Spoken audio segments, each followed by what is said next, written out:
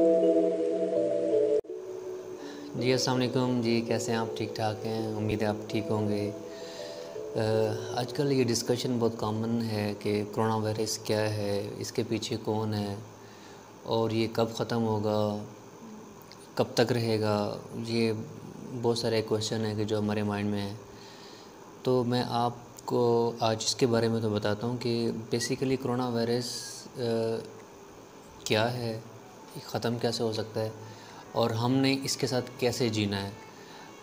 हमें वो कौन सी थॉट, कौन सी सोच अपनानी होगी कि अगर हम उस सोच से चलेंगे तो कोरोना वायरस वाला जो एक अभी इतना इसको बढ़ा चढ़ा के पेश किया जा रहा है और इसके बारे में तरह तरह के जो है ना थ्योरीज़ पेश की जा रही हैं। हर कोई अपनी अपनी प्रेडिक्शन दे रहा है कि अब दुनिया ऐसे हो जाएगी, ये ऐसे वो हो जाएगा, अब ऐसा नहीं तो ऐसा हो जाएगा, मतलब क्लाइमेट चेंज पे और ओजोन लेयर पे। तो ये सारे जो है ना एक जो मिसकंसेप्शन है, इसको हम एक और एंगल से देखते हैं। उस एंगल से देखते हैं तो जिस एंगल के बारे में मैं आपको पहले बता चुका हूँ वो है कि जो मैंने एक सूफीज़म और साइंस का एक लिंक डेवलप करने की कोशिश की थी।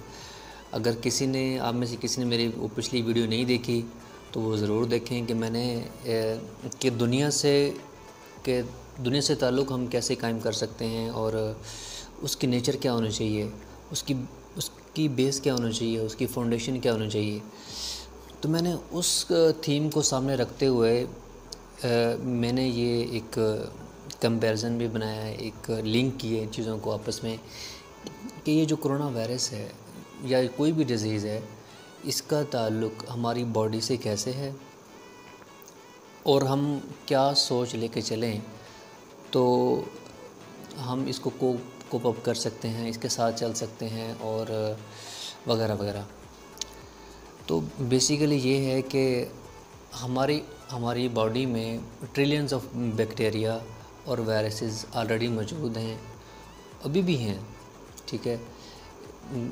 इनमें से मोस्टली जो है ना बहुत अच्छे बैक्टीरिया हैं, कुछ बहुत नेगेटिव रोल प्ले करते हैं। सिमिलरली जो वायरस हैं वो पॉजिटिव रोल प्ले भी करते हैं और नेगेटिव रोल भी है उनका।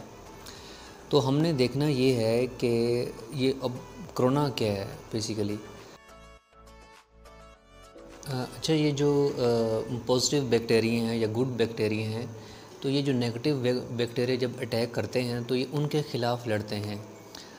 सिमिलरली जब गुड वायरस या अच्छे वाले वायरस हैं, जब वो अपने स्लीपर कंडीशन में होते हैं तो जो नेगेटिव वायरस हैं जब वो अटैक करने की कोशिश करते हैं तो ये उनके ख़िलाफ़ लड़ते हैं। मतलब क्या हुआ कि ये आपस में लड़ते हैं, आपस में इसीलिए लड़ते हैं कि उसने उस होस्ट सेल में या उस जिस्म में मुस्तकिल रहना होता है और ये मुस्तकिल उसी सेल में रह सकते हैं या उसी बॉडी में रह सकते हैं जिसका इम्यूनिटी सिस्टम मज़बूत होगा। जिस बंदे का इम्यूनिटी सिस्टम मज़बूत नहीं होगा तो ये उसमें फिर वो अग्रेसिव हो जाते हैं। जब ये अग्रेसिव होते हैं तो बीमारी की शक्ल में उसकी सिम्टम हमारे सामने आ जाती हैं। तो और सिम्टम कब नहीं आती? अगर हमारा सिस्टम मज़बूत है, हमारा इम्यूनिटी सिस्टम अच्छा है तो ये सिम्टम नहीं आती। अब क्वेश्चन ये है कि हमने अब मेन पॉइंट की तरफ हम आगे कि हमने अपना इम्यूनिटी सिस्टम को मज़बूत करना है। इम्यूनिटी सिस्टम अगर हमारा मज़बूत होगा तो ये bacteria for the long term हमारे जिस्म में रहेंगे, कोई सिम्टम हमें शो नहीं होगी। जब सिम्टम शो नहीं होगी तो हमें कोई डिजीज़ नहीं होगी। तो अब मैं आपको ये थोड़ा सा लिंक दिखाने की कोशिश करता हूँ, तो अगर आप होपफुली आप इसको देख सकें और मैं आपको ये शेयर भी कर देता हूँ, इसमें शेयर भी कर दूँगा। आप ज़रा इसको देखें कि मैंने किस तरीके से इनको आपस में डेवलप करने की कोशिश की है। तो मैं आपको समझा भी देता हूँ कि हम इम्यूनिटी सिस्टम उस बंदे का मज़बूत होगा जिसका नेचुरल हेल्थ स्टाइल होगा। अब नेचुरल हेल्थ स्टाइल कैसे होगा? वो उसका होगा कि जिसका इस दुनिया को देखने का अंदाज़ अच्छा होगा। अब हमने अच्छे वाला अंदाज़ कहाँ से लाना है, वो थॉट कहाँ से लानी है, उस थॉट का ज़िक्र मैंने आपसे पहले किया था कि पिछली वीडियो में, कि अगर हम दो चीज़ों का आपस में ब्रिज डेवलप कर दें, उन दोनों को मिला के देखेंगे, एक साइंटिफिक दुनिया को और एक मिस्टिक दुनिया, यह मतलब एक अंदर की दुनिया को और बाहर की दुनिया को आपस में हम मिला के देखेंगे, तो वो जो एक ख़ूबसूरत एक बिलीफ सिस्टम डेवलप होगा, वो जो एक थॉट डेवलप होगी, वो बड़ी प्रोग्रेसिव होगी, वो बड़ी एक मॉडर्न थाट होगी। और अगर हम उस सोच से चलेंगे तो हमारा एक नेचुरल हेल्थ स्टाइल डेवलप होगा। जब ये स्टाइल डेवलप होगा तो इम्यूनिटी सिस्टम अच्छा होगा। इम्यूनिटी सिस्टम अच्छा होगा तो इन तमाम ये जो बैक्टीरिया और वायरस ऑलरेडी जो कि जिस्म में हमारे अंदर है, अरबों की तादाद में है, तो हम इजीली इनके साथ रह सकते हैं। तो अब आपको ये बात समझिए कि जो कोरोना वायरस है ये कोई नया वायरस नहीं है, इसके बावजूद ऑलरेडी हमारे जिस्म में मौजूद हैं। ऑलरेडी इनकी जो एक नस्लें वो तो चल रही हैं, पता नहीं कब से चल रही हैं, मुख्तलिफ़ शक्लों में ये तो हमारे जिस्म में मौजूद हैं और अपना अच्छा रोल भी प्ले करते हैं और नेगेटिव रोल भी प्ले कर रहे हैं। नेगेटिव रोल तब प्ले करते हैं जब हम अपना जो इम्यूनिटी सिस्टम को वीक करने की कोशिश करते हैं। कोई ऐसी हमने आदत अपना ली, मतलब खाने पीने की रूटीन में लेट्स हो रहे हैं, और मतलब जो भी अगर नेचुरल स्टाइल से हट के अगर हम कोई काम करें ना, तो ये थोड़ा सा उसमें इम्यूनिटी सिस्टम वीक होता है। तो जब वीक होता है तो फिर ये डिज़ीज़ होने के ज़्यादा चांसेस हो जाते हैं। तो अब हमने देखना ये कि हमने इसको मज़बूत कैसे करना है। मज़बूत करेंगे कैसे? उस एंगल से, परसेप्शन के एंगल से, वो जो मैंने आपको बताया था कि हमने सूफीज़म और साइंस का आपस में एक लिंक डेवलप करना है। ट्यूबरक्लोसिस, उर्दू में इसको तब्दीक कहते हैं, टीबी भी कहते हैं। ये एक डिज़ीज़ है जो कि एक बैक्टीरिया की वजह से होती है।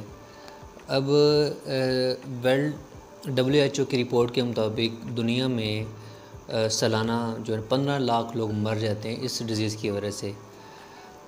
और आप एक टेस्ट कराएं अपना, अगर आप बिल्कुल ओके हैं, आपको कोई सिम्टम नहीं है टीबी की, आपको नेचुरल हेल्थ स्टाइल है, आप बिल्कुल ओके हैं, तो आप इसका टेस्ट कराने जाएं तो आपका टेस्ट पॉजिटिव आएगा। क्यों पॉजिटिव आएगा? क्योंकि ये जो बैक्टीरिया हैं ऑलरेडी हमारे जिस्म का हिस्सा हैं, हमारे जिस्म में इनका एग्जिस्ट करते हैं। ये नेगेटिव रोल कब प्ले करते हैं? जब हम इनसे छेड़छाड़ करने की कोशिश करते हैं। छेड़छाड़ का मतलब है कि जब हम अपने नेचुरल हेल्थ स्टाइल है उसको नहीं अपनाएंगे तो इनका रिएक्शन आपके सामने आएगा टीबी की शक्ल में। ये अग्रेसिव हो जाते हैं, अपना अग्रेसिव रोल प्ले करते हैं। अगर अपना पॉजिटिव रोल प्ले करते रहें हमें कोई डिजीज़ नहीं होती। पॉजिटिव रोल कब प्ले करेंगे? जब नेचुरल हेल्थ स्टाइल होगा। तो सालाना 15 लाख लोग मर रहे हैं इस वजह से।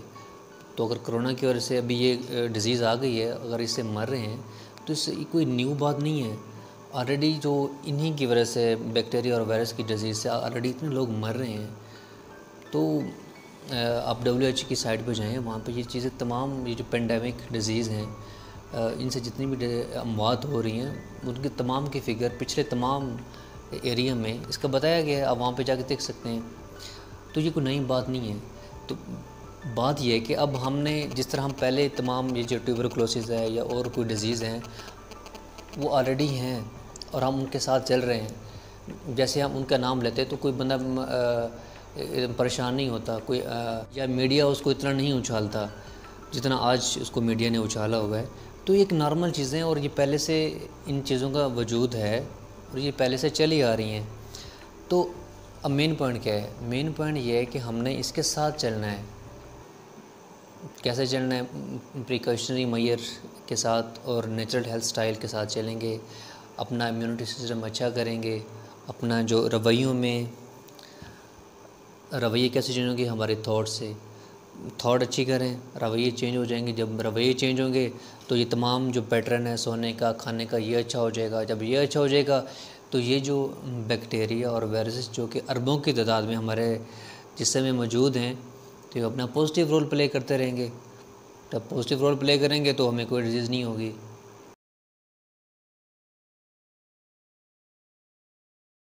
आसमान हमें साफ़ नज़र आ रहा है। जो दूर वाले पहाड़ थे वो क्लियर नज़र आ रहे हैं, साफ़ नज़र आ रहे हैं। और इन्वायरमेंटल पोल्यूशन काफ़ी हद तक कम हो चुकी है। और सांस की तकलीफ़ जो लोगों को पहले हो रही थी, अब वो कम होना शुरू हो गई है। और इस तकलीफ़ से पहले अच्छे खासे लोग मर रहे थे, वर्ल्ड वाइड भी और पाकिस्तान में भी। अब वो रेशो काफ़ी हद तक कम हो चुकी है, तो इसमें कमी आई है। इसमें एनवायरनमेंट और जो है इकॉनमी हमारी इन्वर्सली प्रोपोर्शनल है। मतलब अगर इकॉनमी अच्छी होती है तो एनवायरनमेंट ख़राब होना शुरू हो जाता है। अगर एनवायरनमेंट अच्छा होता है तो इसका मतलब है कि इकॉनमी आपकी बैड हो रही है। जी, नाइट्रोजन डाइऑक्साइड NO2 एक टॉक्सिक गैस में शामिल होती है। और लॉकडाउन से पहले इसकी रेशो ज़्यादा थी, लेकिन लॉकडाउन के बाद इसकी रेशो बहुत कम हो गई है। तो वर्ल्ड हेल्थ ऑर्गेनाइजेशन के मुताबिक इसकी जो रेशो है, अगर 200 माइक्रोग्राम पर क्यूबिक मीटर से अगर इसकी रेशो ज़्यादा होती है तो हमारे लिए इससे सांस की तकलीफ़ पैदा होती है, ब्रीदिंग सिस्टम है वो काफ़ी डिस्टर्ब हो जाता है। तो लॉकडाउन से पहले इसकी रेशो ज़्यादा थी, लेकिन अब लॉकडाउन के बाद इसकी रेशो काफ़ी हद तक कम हो चुकी है। अगर हम जनवरी और फरवरी की जो वेदर फोरकास्ट और उसकी रिपोर्ट्स का हम देखें जो चाइना मीडिया के मुताबिक, तो उसमें जनवरी में इसकी रेशो ज़्यादा थी चाइना में, और फ़ेब में इसकी रेशो बहुत कम हुई है। सिमिलरली यूके, स्पेन और इटली में भी इसकी रेशो काफ़ी हद तक कम हुई है, जिससे पहले जो लोग सांस की तकलीफ़ से मतलब उनकी डेथ हो रही थी, अब वो रेशो बहुत कम हो चुकी है। जी, पीएम एक पार्ट्स मिलियन एक ग्रुप है, पार्टिकुलर मैटर भी कहते हैं, पार्ट्स पर मिलियन भी कहते हैं इसको। ये हवा में एक गैसेस होती हैं, इनका मिक्सचर बहुत कम होता है और ये कम क्वांटिटी में होते हैं, लेकिन ये जहरीली गैसेस होती हैं जो कि हमारी ट्रांसपोर्ट और फैक्ट्री वगैरह से इनका मिशन होता है। तो अगर इसकी रेशो 2.5 या इससे ज़्यादा हो तो इससे हमारी जो लंग्स डिजीज़ पैदा होती हैं उससे काफ़ी मौत हुई हैं। वर्ल्ड हेल्थ की रिपोर्ट के मुताबिक चाइना में नहीं, ओवरऑल जो है ना, इसकी 4 मिलियन लोगों की डेथ होती है एनुअली। 4 मतलब 40 लाख लोग इस चीज़ से मरते हैं। तो अगर लेकिन लॉकडाउन के बाद क्योंकि इसकी रेशो कम हो गई है, तो इससे मतलब 2.5 से कम हो गई है ये रेशो जो 2.5 है। तो इससे का मतलब जो चाइना की रिपोर्ट सामने आई है, तो इससे 77,000 लोगों की अमवात कम हुई हैं एक माह में।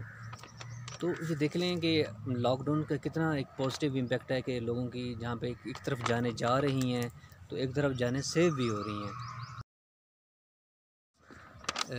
दूसरा इम्पैक्ट ये कि वाटर पोल्यूशन बहुत हद तक कम हो चुकी है, जिससे हमारे जो पानी के अंदर जो हमारे जानदार रहते हैं उनकी जो अमवात की रेट है वो बहुत हद तक कम हो चुका है, जिससे हमारा इकोसिस्टम बहुत बेहतर होने की तरफ जा रहा है।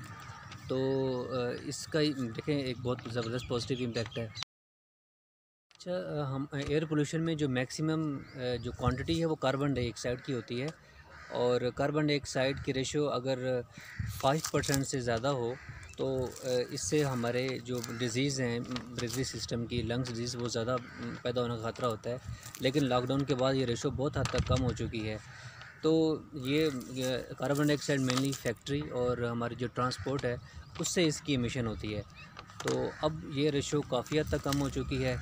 और CO2 की एमिशन 2008 में जो फाइनेंशियल क्राइसिस आया था उस वक्त ज़्यादा थी, और जब रशिया यहाँ पे अफ़गानिस्तान में आया था उस वक्त जब ये जंग शुरू हुई थी उस वक्त इसकी रेशो ज़्यादा थी। लेकिन उसके बाद ये पहली दफ़ा ऐसा हुआ है 2008 के बाद कि अब ये रेशो काफ़ी हद तक कम हो चुकी है। तो इसलिए तो हमें आप देखिए, हमें आसमान साफ़ नज़र आ रहा है, हम जो पहाड़ हैं वो हमारे बिल्कुल क्लियर नज़र आ रहे हैं। दूसरा जो ज़बरदस्त इम्पैक्ट जो हुआ है, जो मेरे ख़्याल में सबसे बेहतर है, कि लोग अभी घरों में बैठे हुए हैं और फैमिलीज़ को हम अच्छा टाइम दे सकते हैं। पहले जो जॉब होल्डर हैं या वैसे अपना किसी का कारोबार है तो टाइम ही नहीं होता एक दिन में, वीकेंड्स पे तो इतना टाइम ही नहीं होता कि हम फैमिली को इतना टाइम दे सकें, बच्चों को टाइम दे सकें। लेकिन अब बहुत सारा टाइम है, आप घर में बैठे अपनी फैमिली को टाइम दे सकते हैं, अपना टाइम इंजॉय करें। तो एंड में आपसे मैं ये एक रिक्वेस्ट करूँगा कि अगर हम नेचुरल हेल्थ स्टाइल अपनाएंगे, अच्छी सोच रखेंगे, अच्छा हमारा बिहेवियर होगा और लोगों से नफ़रत करना ख़त्म करें, ठीक है, और मोहब्बत का रवैया अपनाएं और अच्छे अखलाक से चलें, अच्छी सोच रखें। तो अच्छी सोच रखेंगे तो ओबियसली हमारा जो एक नेचुरल हेल्थ स्टाइल डेवलप होगा। जब वो डेवलप होगा तो हमारा इम्यूनिटी सिस्टम अच्छा होगा। जब इम्यूनिटी सिस्टम अच्छा होगा तो हम इन तमाम डिज़ीज़ से इनके साथ चल सकते हैं। अगर हम ऐसा नहीं करेंगे तो ये जो बैक्टीरिया और वायरसेस एग्रेसिव हो जाएंगे। जब एग्रेसिव होंगे तो ये कोरोना डिज़ीज़ जैसी जो एक अलामात हैं ये हमारे सामने आएंगी। तो ये कहना कि यार ये चाइना ने फैलाया है या अमेरिका की वजह से है, ये जस्ट एक फ़ेक थ्योरीज़ हैं, इनकी हकीकत कुछ भी नहीं है। आप प्लीज़ अपने आप को इस तरह की थ्योरीज़ में ना उलझाएं, अपना टाइम वेस्ट ना करें। बस आप अपना जो आपने क्या करना है कि आपने अपना जो हेल्थ स्टाइल है उसको बस ठीक करना है, अपनी सोच ठीक करें। और जब सोच ठीक हो जाएगी तो ये सब कुछ ठीक हो जाएगा। Thank you. अल्लाह हाफ़िज़।